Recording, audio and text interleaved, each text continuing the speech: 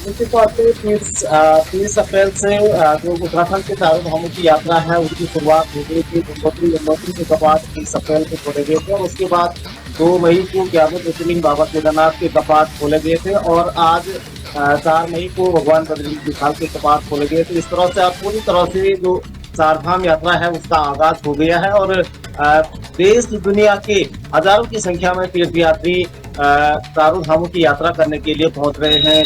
खासतौर पर अगर हम केदारनाथ और भगवान बद्री विशाल की बात करें तो इन धामों में सबसे ज्यादा रजिस्ट्रेशन तीर्थयात्रियों ने किए हुए हैं। केदारनाथ में पहले ही माह अगर हम बात करें तो करीबन 8 लाख से भी अधिक तीर्थयात्रियों ने रजिस्ट्रेशन करने के लिए किए थे। 23,000 से ज्यादा हेलीकॉप्टर से टिकट किए थे केदारनाथ यात्रा के लिए और पहले ही 30,000 से ज्यादा तीर्थयात्रियों ने केदारनाथ भगवान के दर्शन किए। दूसरे दिन 25,000 से ज्यादा दर्शन किए और आज हम देख पा रहे हैं कि भगवान बद्री विशाल के मंदिर में भी हजारों की संख्या में तीर्थयात्री यहाँ पहुंचे हुए हैं और करीबन 25 से 30,000 से ज्यादा तीर्थयात्री भगवान बद्री विशाल की कपाट खोलने के अवसर पर यहाँ पे पहुंचे हुए हैं। और आने वाले दिनों में खासतौर पे क्योंकि जैसे ही उत्तराखंड की यात्रा जो चारधाम की यात्रा है वो शुरू होती है तो उत्तराखंड की सड़कें पूरी तरह से जाम हो जाती है। ये सबसे बड़ी समस्या इस पूरे क्षेत्र में देखी जाती है। खासतौर पे जो बाजार वाले इलाके हैं इन इलाकों में सबसे ज्यादा अव्यवस्था देखने को मिलती है। हालांकि सरकारों ने इस बीच ऑलवेदर सड़क का निर्माण जरूर किया हुआ है लेकिन उसके बावजूद भी श्रद्धालुओं की संख्या इतनी ज्यादा हो रही है कि साल दर साल तीर्थयात्रियों की संख्या बढ़ जाती है। पिछले साल हमने देखा है कि अकेले केदारनाथ धाम में 31 जुलाई को आपदा भी आई, उसके बावजूद भी 16.5 लाख से ज्यादा तीर्थयात्रियों ने केदारनाथ के दर्शन किए और 12 लाख से कुछ खास व्यवस्था की गई है प्रशासन की ओर से? देखिए ये तो हर बार है कि जब भी पंजीकरण कराया जाता है, रजिस्ट्रेशन कराया जाता है तो ज्यादा ही श्रद्धालु वहां पर पहुंचते हैं। तो व्यवस्थाओं का क्या कुछ वहां पे हाल है? क्योंकि आपने खुद भी कवर किया, आप वहां पर गए हैं, तो आपने क्या कुछ वहां देखा, किस तरीके की व्यवस्था है? क्या लोगों को क्या कुछ परेशानी हो रही, स्वास्थ्य को लेकर क्या कोई परेशानी तो नहीं लोगों को हो रही? किस तरीके की व्यवस्था प्रशासन ने वहां पर की है? क्योंकि हर बार ही वहां पर ज्यादा श्रद्धालु पहुंचते हैं, पिछली बार भी पहुंचे थे लेकिन हालांकि पिछली बार काफी कमियां वहां पर देखने को मिली थी, तो क्या उनको दूर किया गया है इस बार? देखिए क्योंकि केदारनाथ यात्रा और खासतौर पर चारधाम यात्रा उत्तराखंड की आर्थिकी की रीढ़ मानी जाती है। यहाँ से स्थानीय लोगों का इससे व्यवसाय जुड़ा होता है। केदारनाथ की यात्रा की बात करें तो 17 किलोमीटर का ये पैदल ट्रैक पर स्थानीय लोग चमोली और रुद्रप्रयाग जनपद के सैकड़ों लोगों का इस यात्रा से व्यवसाय जुड़ा होता है। लेकिन प्रशासन द्वारा हर बार एक सबसे बड़ी कमियां पाई जाती है कि प्रशासन लोगों को दुकानें आवंटित कर देता है। 15-20 हजार रुपये की बोलियां लगाई जाती है। टेंडर प्रक्रिया की तरह 15-20 हजार लोगों से वसूल किए जाते हैं लेकिन उनको जगह नहीं मिल पाती है। जब लोग अपने व्यवसाय को लेकर टेंट या अपना छोटा ढाबा कहीं पर स्थापित करते हैं तो फिर प्रशासन की टीमें जाकर उनको खाली करवाती है। पिछली बार भी ये समस्या केदारनाथ की यात्रा में आई थी और इस बार भी वही देखने को मिल रहा है।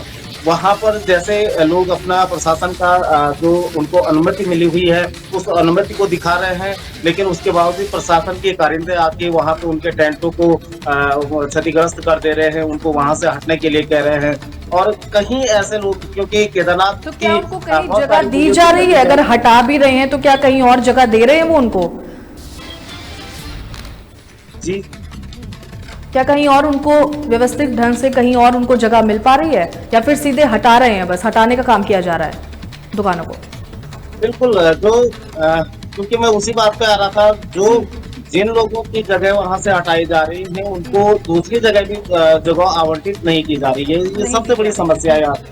एक तरफ लोगों से पहले ही टेंडर के नाम पे 15 से 20 हजार रुपये ले लिए गए हैं और उसके बाद उनको वहां पर टेंट लगाने के लिए भी जगह मुहैया नहीं करवाई जा रही है।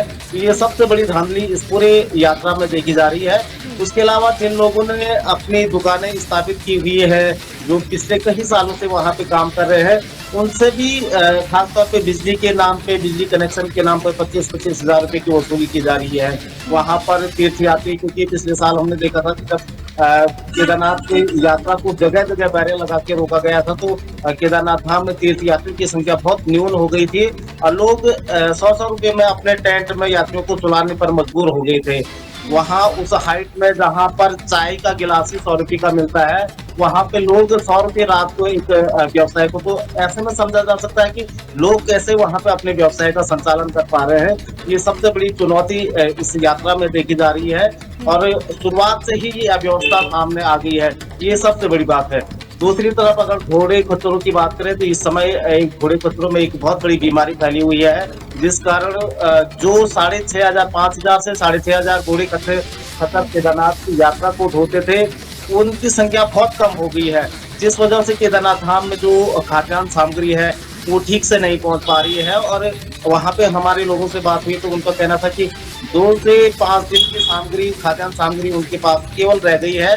अगर जो घोड़े खच्चर यहाँ पे अधिक संख्या में नहीं लगाए गए तो आने वाले दिनों में खाद्यान्न संकट केदारनाथ धाम और उसके निचले इलाकों में हो सकता है। और इससे जो नेपाली मजदूर खाद्यान्न को वहां पे ले जाते हैं तो उनका ढुलान का रेट बहुत ज्यादा हो जाता है, जिससे केदारनाथ धाम में बहुत ज्यादा महंगाई बढ़ने की आसार। जिस तरीके से आप बता रहे हैं कि वहाँ पे बीमारी वहाँ पर फैली हुई है घोड़े खच्चरों में, तो क्या प्रशासन का कोई भी वहाँ पर मौजूद नहीं है इन सारी चीजों को देखने के लिए, या सिर्फ एक नाम के लिए वहाँ पर एक व्यवस्था कर दी गई है? और ग्राउंड जीरो पर वहाँ कौन मौजूद है? कोई भी मौजूद नहीं है क्या देखने के लिए इन सबको?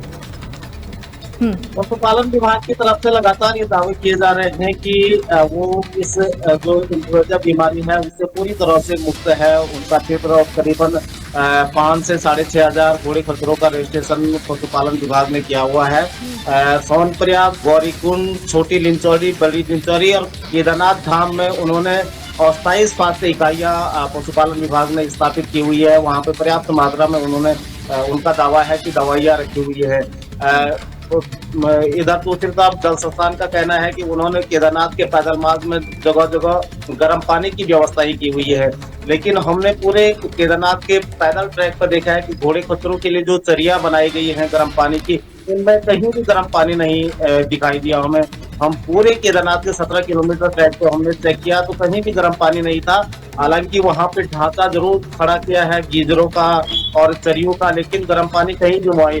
सीधे जो ग्लेशियरों का ठंडा पानी आता है उसी को घोड़े खच्चर पीने को मजबूर है।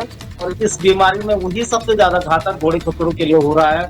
और हमने घोड़े खच्चरों से भी बात की तो उनका कहना था कि हमने 2-2, 3-3 लाख रुपए के घोड़े खच्चरों के जोड़े खरीद के वहां लगाए गए थे, लेकिन उनको इस बीमारी के कारण अब वो इस यात्रा में उनको सम्मिलित नहीं करवा, क्योंकि खांसी इतनी ज्यादा उनको हो रही है, कोई यात्री को ढो नहीं पा रहे हैं। तो स्वाभाविक है कि जिन लोगों ने 5 से 7 लाख रुपए घोड़े खच्चरों में खर्च किए, वो क्यों यहाँ पे रिस्क लेके अपने घोड़े खच्चरों को लगाएंगे? ये डर के मारे पे वापस जाने के लिए मजबूर है। तो ये एक बहुत बड़ी समस्या आगामी भविष्य में आ सकती है, जैसे क्योंकि घोड़े खच्चरों की संख्या केदारनाथ यात्रा में जो 5,500 से 6,000 घोड़े खच्चर इस यात्रा में लगाए जाते थे, उनकी संख्या बहुमुश्किल 2,500 तक पहुंच पाई है। 2,500 घोड़े खच्चर ही इस यात्रा का संचालन करे। तो स्वाभाविक है कि कुलदीप जी वहाँ पे लोगों को काफी परेशानी हो रही होगी, लेकिन आपने एक चीज देखी होगी कि मौसम भी लगातार एक संकट का विषय बनता दिख रहा है, क्योंकि जब से कपाट खुले हैं तब से मौसम काफी ज्यादा बिगड़ रखा है। बारिश हो रही है, बर्फबारी ऊंचाई वाले इलाकों में, तो क्या अलाव की फैसिलिटी, क्या इमरजेंसी, क्या कुछ लोगों के लिए इमरजेंसी में सुविधाएं वहां पर हैं, या फिर सिर्फ कहने में ही सुनने में आ रहा है कि बस सुविधा है लेकिन ग्राउंड जीरो पर कुछ दिख नहीं रहा? क्या अलाव की सुविधा वहां की गई है? क्या कुछ इमरजेंसी के लिए लोगों के लिए क्या सुविधा वहां पर है? निश्चित तौर पे केदारनाथ जैसे मध्य हिमालय में बसा ये क्षेत्र है, काफी विषम भौगोलिक परिस्थितियों वाला ये क्षेत्र है।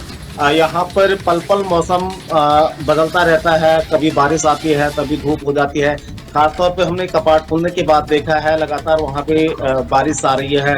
और क्योंकि केदारनाथ धाम में अभी अगर हम ऊपरी क्षेत्र की बात करें तो करीबन 5 ग्लेशियर ऐसे बड़े ग्लेशियर हैं जिनको पार करते हुए तीर्थयात्री आगे बढ़ रहे हैं।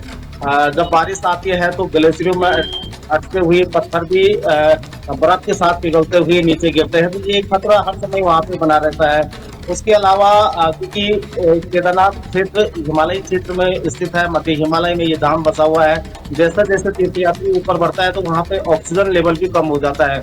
ऑक्सीजन की खासतौर पे दमा की बीमारी वाले मरीज जो तीर्थयात्री हैं उनको वहाँ पे खासतौर पे बड़ी दिक्कतें होती हैं।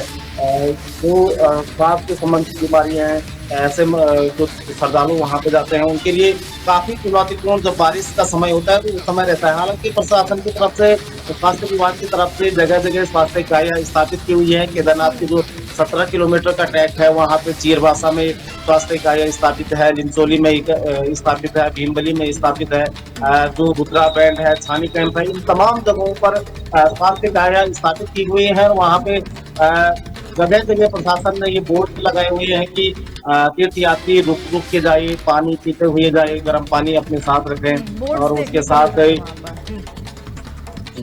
किस तरीके की सुरक्षा के इंतजाम किए गए हैं वहां पे? सुरक्षा किस तरीके की दिखाई दे रही है? क्योंकि महिलाएं भी हैं, बच्चे भी हैं, बुजुर्ग भी हैं यात्रा करने वाले, तो सुरक्षा का क्या कुछ पुख्ता इंतजाम है? देखिए, केदारनाथ यात्रा में जो इससे पहले वाला सवाल था आपका, बारिश और सुरक्षा, ये दोनों आपस में ऐसे जुड़े हुए सवाल है क्योंकि बारिश जब वहां पर रहती है तो पूरा रास्ता कीचड़ से सन जाता है, क्योंकि उसी रास्ते घोड़े खच्चर वाले जाते हैं, उसी रास्ते जो आम श्रद्धालु हैं, क्योंकि घोड़े खच्चरों और श्रद्धालुओं के लिए अलग अलग ट्रैक नहीं बनाई गई है। एक ही ट्रैक से तीर्थ यात्री और घोड़े खच्चर जाते हैं।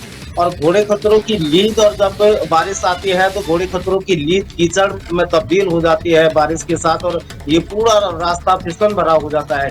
जब तीर्थ यात्री, हमने कई बार देखे हैं कि हमारे सामने ही घोड़े खच्चर फिसल जाते हैं, तीर्थ यात्री गिर जाते हैं, घोड़े खच्चरों से जो तीर्थ यात्री जा रहे हैं वो घोड़े खच्चरों से गिर के नीचे गिर जाते हैं। पुलिस की अगर हम बात करें तो पूरे रास्ते भर में, पैदल रास्ते में पुलिस के सुरक्षा कर्मी कहीं पे नजर नहीं आएंगे। हैं कहीं कहीं पे इकादा जो होमगार्ड के जवान हैं वो जरूर दिखेंगे, लेकिन उस तादाद में सुरक्षा के यहाँ पे कोई प्रबल इंतजाम नहीं है जिस लिहाज से होने चाहिए थे। पुलिस की पूरी फोर्स एक तो जो ट्रैफिक व्यवस्था है उसमें लग जाती है, और दूसरा केदारनाथ धाम में जो श्रद्धालुओं को दर्शन करवाने हैं उसमें पूरी फोर्स लग जाती है। केदारनाथ की जो पैदल रास्ता है 17 किलोमीटर, उसमें कहीं भी सुरक्षा के ऐसे खास प्रबंध नहीं किए रहते हैं।